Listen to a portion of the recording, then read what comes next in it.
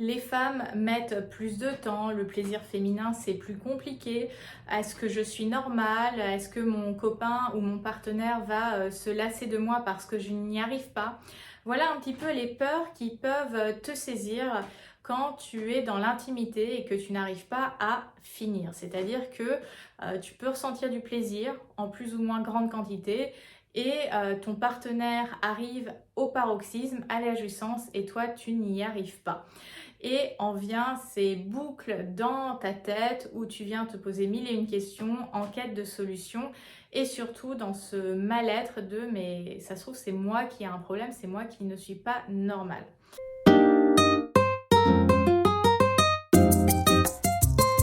J'ai très envie de faire cette vidéo parce que je pense qu'il est important de se mettre dans une autre perspective lorsqu'il s'agit de plaisir et notamment de sexualité. Parce que le but de la sexualité, ce n'est pas l'orgasme. Pourquoi c'est un problème d'être dans cette perspective de sexualité égale orgasme égale je dois jouir? C'est vraiment cette injonction à la jouissance. Eh bien, en fait, on va se dire qu'un rapport sexuel ne compte que si j'ai joui. Si je ne jouis pas, en tant que femme, ou même peut-être en tant qu'homme, mais là je m'adresse à toi en tant que femme, je ne suis pas compétente, je ne fonctionne pas normalement, je ne vais pas être désirable, je ne vais pas être aimable. Donc on vient se créer un rapport en fonction de la performance et presque de cette récompense de j'ai fait les efforts au niveau du sexe et je dois obtenir ma récompense qui est l'orgasme. Et si je n'ai pas cette récompense, eh ben mon monde s'écroule. La sexualité n'a pas pour but l'orgasme. La sexualité a pour but l'expérience à travers mon corps du plaisir. Donc, plus on va se focaliser sur l'orgasme, et moins on va l'avoir en fait. Parce que l'orgasme, c'est juste l'acmé de ce qu'est le plaisir. Donc, réoriente le rapport autour du plaisir, des sensations dans ton corps, dans la connexion avec ton partenaire. Parce que ce sont des éléments qui vont permettre à se sentir plus en sécurité, plus en confiance et donc à recevoir le plaisir, les sensations qui sont en train de se passer dans mon corps. Parce que plus tu vas être dans cette idée, il faut que je jouisse, il faut que je jouisse, il faut que j'ai un orgasme, tu vas rester là. Et donc tu ne vas pas vivre ta vie intime dans tout ton corps. Ça sera une vie intime de surface. Et ça, c'est pas du tout satisfaisant, épanouissant. Et donc on va y aller de moins en moins parce qu'on se sent en échec. On se sent en échec par rapport à l'orgasme. Et qui a envie, qui aime se sentir en échec? Personne. Donc vraiment, sortir de cette perspective de performance et que un rapport qui compte, un rapport réussi, c'est forcément un rapport où je jouis. Non, pas du tout. Après, il y a ce point par rapport au plaisir féminin où beaucoup de femmes sont quand même dans cette idée. Et ça, je veux vraiment œuvrer pour une responsabilisation des femmes par rapport à leur propre plaisir. C'est-à-dire que on peut parfois se mettre en tant que femme dans cette perspective de bah, ça va être mon partenaire, mon mari qui va me révéler à moi-même. C'est-à-dire que c'est l'autre qui va me montrer mon plaisir. Alors oui, effectivement, dans les rapports, dans la connexion, dans l'intimité qu'on peut se créer, mon partenaire peut avoir un mouvement qui me fait découvrir une nouvelle sensation. Mais ma responsabilité, ce n'est pas d'attendre que ça soit qu'à travers l'autre que je ressente du plaisir. Ma responsabilité est d'abord envers mon plaisir, envers mon corps. Donc c'est-à-dire, qu'est-ce que je fais au quotidien, dans ma vie, pour laisser de la place à mon corps, à ses sensations et à mon plaisir. Est-ce que je le regarde? Est-ce que je le touche? Est-ce que je le mets en mouvement? Est-ce que je le caresse? Est-ce que je viens nourrir un érotisme avec peut-être des audios, des lectures, de l'art? Voilà, quelque chose qui vient me créer un monde où ma sensibilité érotique, et donc ce qui va me créer du plaisir, est-ce que je suis en train de le nourrir? Est-ce que je suis en train de l'explorer? Parce que quand on est dans cette attente permanente avec l'autre, ça va créer deux choses. De la pression au niveau de son partenaire, de elle m'attend à cet endroit-là, donc en gros, bah, si je ne réussis pas à lui faire atteindre l'état qu'elle imagine pouvoir ressentir, je vais me sentir nulle. Et deuxièmement, bah, ça va créer de l'insatisfaction personnelle, de je n'y arrive pas. C'est moi le problème. Ou alors ça va créer des conflits au niveau du couple, mais ça va créer un environnement qui n'est pas propice finalement à la connexion, à la communication, à la confiance, parce qu'on se repose entièrement sur l'autre. Donc c'est vraiment important de se réapproprier ton corps et de te responsabiliser par rapport à ton plaisir. Et le plaisir, ce n'est pas juste le plaisir lié à la masturbation. C'est vraiment tout ton corps, dans tout son être. On ne fait pas l'amour qu'avec ses zones génitales. Donc vraiment, élargis ta vision. Troisième point que je souhaite partager dans cette vidéo, c'est vraiment de se laisser guider par son plaisir. C'est-à-dire, qu'est-ce que je ressens actuellement? Comment mon partenaire me touche? Qu'est-ce qui est en train de se passer dans mon corps? Être vraiment dans cette ouverture avec mon corps de je suis prête à écouter les sensations et les messages qu'il m'envoie. Parce que plus je vais être dans la pression de il faut que je jouisse, il faut que je finisse, il faut que je finisse, il faut que je finisse, bah c'est comme si je fermais ce que moi j'appelle le pont de transmission et communication avec mon corps. Mon corps va ressentir des choses dans le moment, mais je suis tellement dans ma tête, tellement dans l'anticipation de je veux arriver à ça, que je ne suis pas dans le moment présent et que je ne ressens rien. En fait, je suis coupée de mon corps. Donc c'est vraiment de se dire qu'est-ce qui est en train de se passer actuellement? Qu'est-ce que moi j'ai envie de ressentir dans mon corps? Comment je veux aller à la rencontre charnelle de l'autre? Est-ce que j'ai envie de l'embrasser de telle manière? Est-ce que j'ai envie de le toucher? Parce qu'il y a toujours cette idée de je n'ai pas assez d'expérience, il faut que je construise mon expérience. Je suis convaincue que oui, on peut apprendre des techniques, etc., mais qu'on a aussi une intuition. Une intuition, c'est-à-dire de bah tiens, j'ai envie de passer ma main à tel endroit. Évidemment, sous couvert de consentement, etc. Mais je pense qu'on a tous et toutes un potentiel érotique et qu'il ne demande qu'à être éveillé.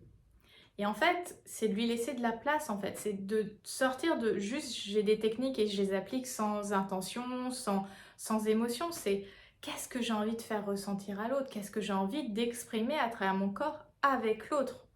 Comment je l'embrasse? Comment je le caresse? Comment je suis présente, en fait, dans le rapport? Et donc, quand on est dans cette dynamique-là, on est déjà beaucoup plus dans le moment présent et dans les sensations de plaisir, de qu'est-ce que je ressens dans mon corps, comment je laisse mon corps me guider. Et là, ça devient d'une richesse, mais incroyable, incroyable. Cet autre point que je souhaite te partager, c'est justement pour sortir encore un peu plus de cette idée de performance et d'aboutissement du rapport sexuel avec la jouissance, c'est de déconstruire la manière dont on fait un rapport, c'est-à-dire sortir de prélit, péné et Jacques. Tu m'as comprise.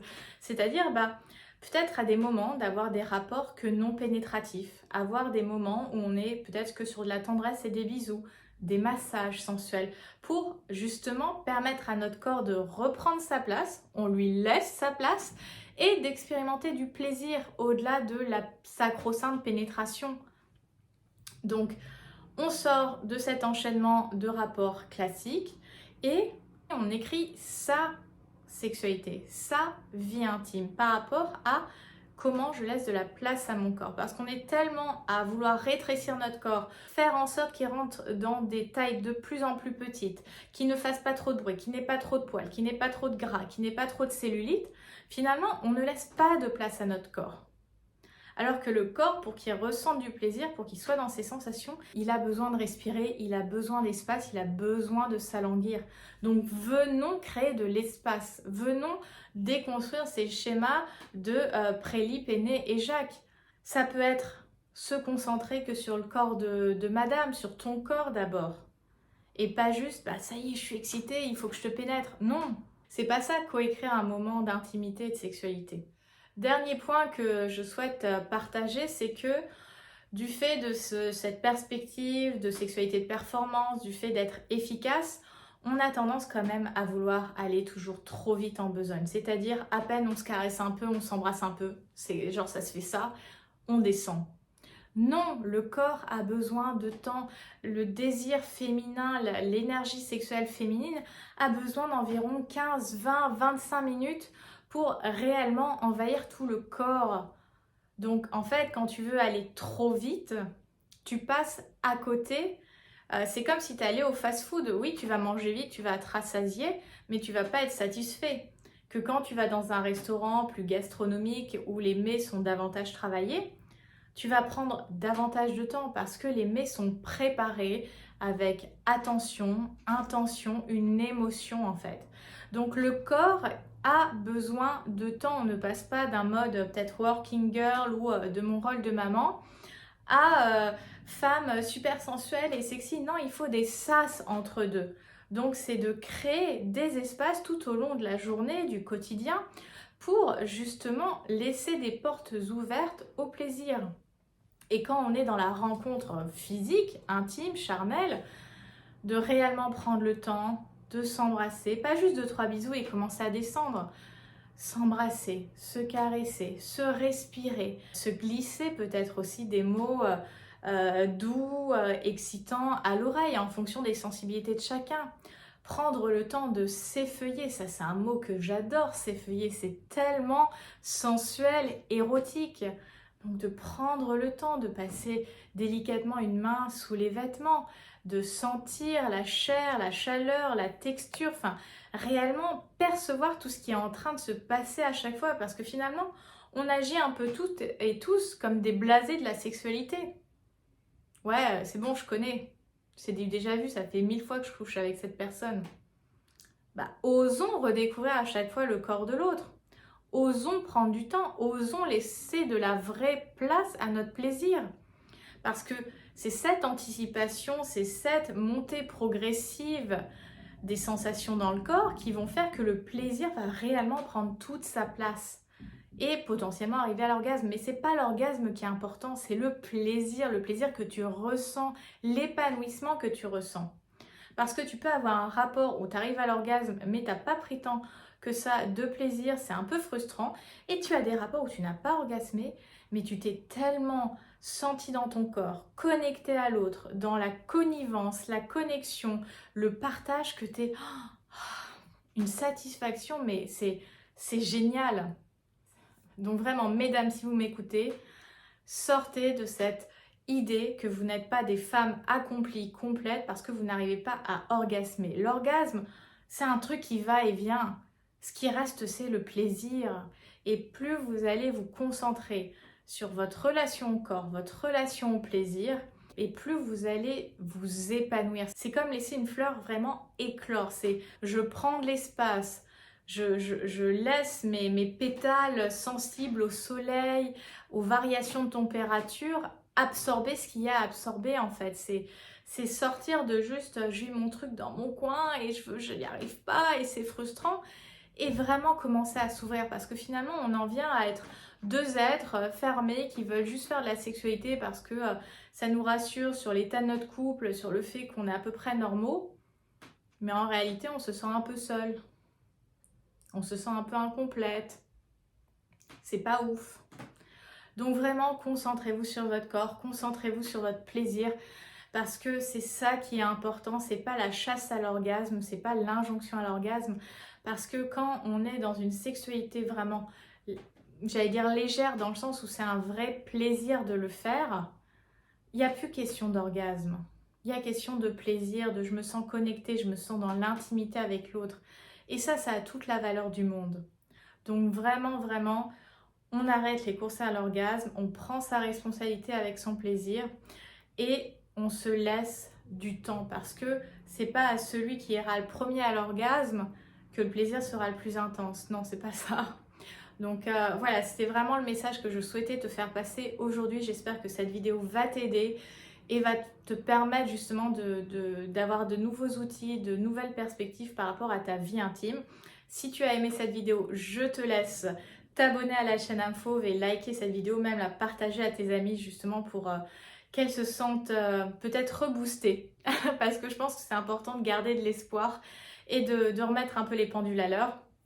Si tu veux aller plus loin, je t'invite à aller voir cette vidéo autour des mythes du plaisir féminin parce que ce sont encore des choses qui viennent à nous bloquer et à nous empêcher finalement dans notre plaisir.